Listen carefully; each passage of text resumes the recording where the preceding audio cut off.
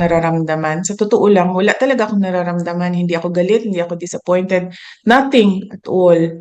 Kasi pointless naman na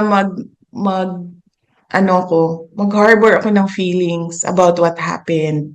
Hindi na siya maibabalik. Hindi na mababalik si Pangulong Duterte sa Pilipinas. Magalit man tayo, walang papupuntahan yung galit natin. Dahil hindi naman yan sila papanagutin ng pamahalaan ni. As Vice President, may duty din ako sa isang kababayan natin, isang Filipino citizen who is held against his will dito sa ICC Detention Center. Huwag na nating isipin na tatay ko siya.